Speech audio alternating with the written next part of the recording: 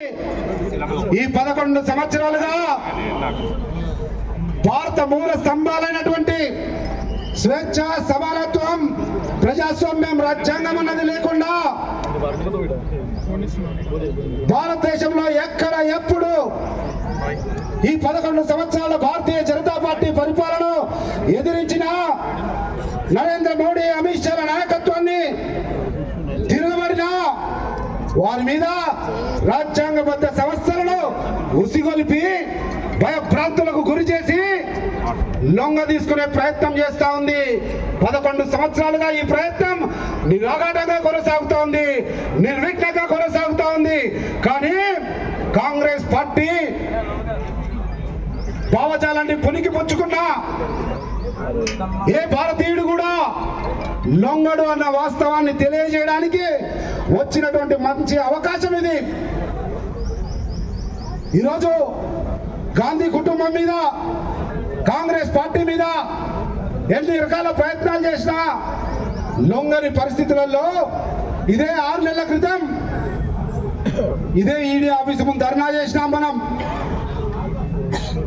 ఆ రోజు జరిగినటువంటి వాదనలు కానీ, కోర్టులో సమర్పించినటువంటి డాక్యుమెంటరీ ఎవిడెన్స్లు కానీ పూర్తిగా నిర్ద్వందంగా ఈడీ పరిధిలోకి రావు అన్నటువంటి వాస్తవాలు స్పష్టమైనాయి.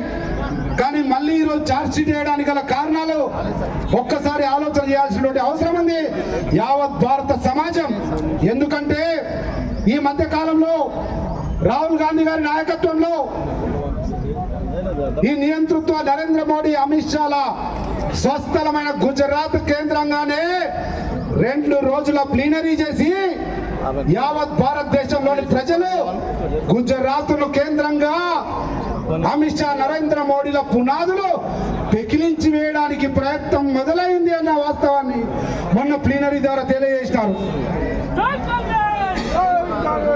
దాంతో పాటు నిన్నగాక మొన్న ఇదే అహ్మదాబాద్, గుజరాత్ కేంద్రంగా రాహుల్ గాంధీ గారి నేతృత్వంలో భారతదేశంలో నిరంకుశ వాతావరణాన్ని సాగనంపడానికి అహ్మదాబాద్ కేంద్రంగా కాంగ్రెస్ పార్టీ సంస్థాగత పునర్నిర్మాణం చేస్తూ అహ్మదాబాద్ లో గుజరాత్ పార్టీని పునర్నిర్మాణం చేసే ప్రయత్నం చేసినారు. దాంట్లో నేను, సిడబ్ల్యూసి సభ్యులు వంశీచంద్ర రెడ్డి గారు, ఎంపీ గారు బలరాం నాయక్ గారు పోయిన మేము కూడా ప్రత్యక్ష సాక్షులు అహ్మదాబాద్ లో.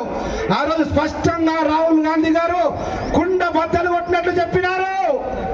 ఈ గుజరాత్ గడ్డ నుంచే అమిత్ షా, నరేంద్ర మోడీ మీ భరతం పడతాం, మీ పునాదులను పెకిలించి వేస్తాం, కాంగ్రెస్ పార్టీని పునరుజ్జీవింపజేస్తాం అని చెప్పినటువంటి 4-5 గంటల్లోనే ఎక్కడో మూలకు పడ్డ ఛార్జ్ షీట్ తెచ్చి 8 గంటలకు ఛార్జ్ షీట్ ప్రకటించింది. ఆ రోజు గుజరాత్ లో రాహుల్ గాంధీ గారితో పాటు కేసీ వేణుగోపాల్ తో పాటు మీనాక్షి మేడం కూడా అక్కడ ఉండాల్సి ఉండే, మేమందరం ఉన్నాం. ఆ రోజు ప్రతిజ్ఞ పూని కాంగ్రెస్ పార్టీని పటిష్టం చేసి నరేంద్ర మోడీ, అమిత్ షాల నాయకత్వాన గుజరాత్ లోనే వీళ్ళ పునాదులు కదిలిస్తామన్న కొన్ని గంటల్లోనే ఛార్జ్ షీట్ వేసిండ్రు. ఆస్తులు జప్తు చేస్తాడు. అరే బాబా, యాదరకులు గాంధీ కుటుంబం ఆస్తులు జప్తు చేస్తే, కాంగ్రెస్ పార్టీ ఆస్తులు జప్తు చేస్తే భయపడే పార్టీ కాదు కాంగ్రెస్ పార్టీ, భయపడే కార్యకర్తలు కాదు కాంగ్రెస్ కార్యకర్తలు. ఇది గాంధీ కుటుంబం రా, గాంధీ కుటుంబం వారసులం బిడ్డ. ఎదురిస్తాం, తిరగబడతాం, పోరాడతాం తప్ప వెనుకడుగేసే సమస్యలు లేదన్న వాస్తవాన్ని తెలియజేస్తా ఉన్నాం. దాంతో పాటు ఆస్తులు జప్తు చేస్తారట, గాంధీ ఆస్తులు. అయ్యా, మోతీలాల్ నెహ్రూ, జవహర్ లాల్ నెహ్రూ వాళ్ళ వేల కోట్ల రూపాయల ఆస్తులను భారతదేశానికి అంకితం చేసిన కుటుంబం రాబాయి గాంధీ కుటుంబం. వీళ్ళని భయపట్టించేదని చెప్పడానికి యావత్ భారతదేశ ప్రజలు సిద్ధంగా ఉన్నారు.